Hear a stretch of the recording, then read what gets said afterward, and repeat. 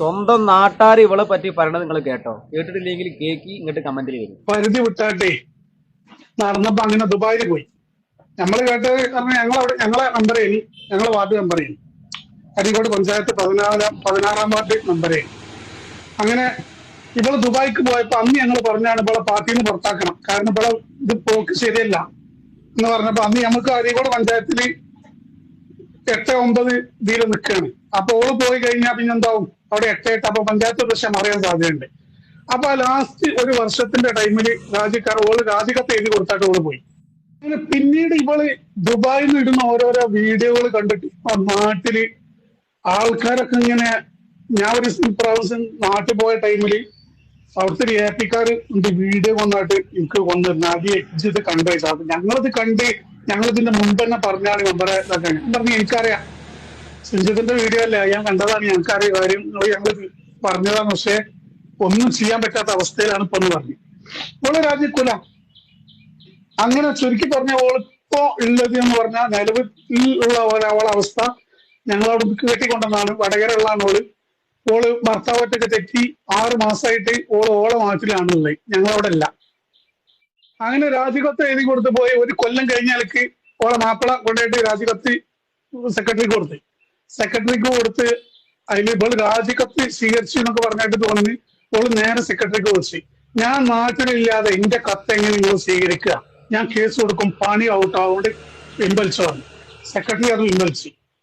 ഇവള് സ്വന്തം നാട്ടില് അറിയുന്ന ആൾക്കാരെ വരെ വട്ടം കറക്കി പൊട്ടന്മാരാക്കി ബുദ്ധിമുട്ടാക്കി നടക്കണ ജന്തു എന്നുള്ള ഇപ്പം എല്ലാവർക്കും മനസ്സിലായി.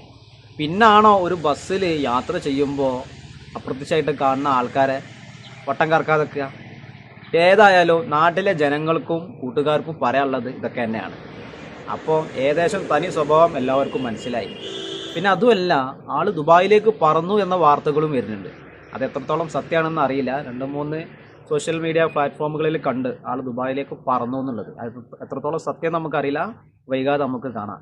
അപ്പോൾ ഇത്രത്തോളം ആൾക്കാർക്ക് പറയാനുള്ളത് ഇതൊക്കെ തന്നെയാണ് അല്ലേ? അപ്പോൾ ഇന്നലെയും ഇന്നും തുടങ്ങിയതല്ല ഈ ഒരു കളി. ചുരുക്കി പറഞ്ഞാൽ കേരളം ഒന്നടക്കം ഇപ്പോൾ ഈ ഒരു ഷംജിത എന്ന് പറഞ്ഞ പെണ്ണിനെതിരെയാണ് അല്ലേ? സോഷ്യൽ മീഡിയയിൽ വൈറലാവാനെ ഓരോന്ന് ചെയ്ത് കൂട്ടിയിട്ട് അവസാനം ഇത്തരത്തിലുള്ള സംഗതികൾ വരുമ്പോൾ മേലക്ക് നോക്കിയിട്ട് ഒരു കാര്യമില്ല. ആ ഒരു ദീപക് എന്ന സഹോദരനെ കുടുംബത്തിലും നാട്ടുകാർക്ക് ഇടയിലും ഫ്രണ്ട്സുകൾക്ക് ഇടയിലും ആകപ്പാടെ മാനം പോയി അല്ലേ? അത്രയും സങ്കടത്തിലായിട്ടാണ് ആ ദീപക് എന്ന സഹോദരന് ഇങ്ങനെ ഓരോന്ന് ചെയ്തു കൂട്ടിയത്. ഏതായാലും ആ കുടുംബത്തിന് നീതി കിട്ടണം. അത് ആരാണോ മുന്നിൽ നിന്ന് നയിക്കുന്നത് നമുക്ക് അവരെ സപ്പോർട്ട് ചെയ്യാൻ തന്നെ വേണം അല്ലേ? ഒന്നടക്കം ഒരു മലയാളി പോലും ഇവൾക്ക് സപ്പോർട്ടായിട്ടില്ല. എല്ലാവർക്കും ഇവൾക്ക് എതിരായിട്ട് ഒന്നെങ്കിൽ അന്നേരം പ്രതികരിക്കണമായിരുന്നു. അതൊന്നും ഇല്ലാതെ ഓരോന്ന് ചെയ്തു കൂട്ടിയിട്ട് അദ്ദേഹത്തിൻ്റെ കൂടെ നടക്കുന്ന ദീപക് എന്ന സഹോദരൻ്റെ കൂടെ നടക്കുന്നവരും വേണ്ടപ്പെട്ടവരും എല്ലാവരും കൂടെ പണിയെടുക്കുന്ന സ്ത്രീകളും പുരുഷന്മാരും എല്ലാവരും ഒറ്റക്കെട്ടായിട്ട് ദീപക് എന്ന സഹോദരന് അത്തരത്തിലുള്ള ഒരു സ്വഭാവം ഉള്ളതായിട്ട് നമ്മൾ ഇതുവരെ കണ്ടിട്ടില്ല. നല്ലൊരു മനുഷ്യനായിരുന്നു.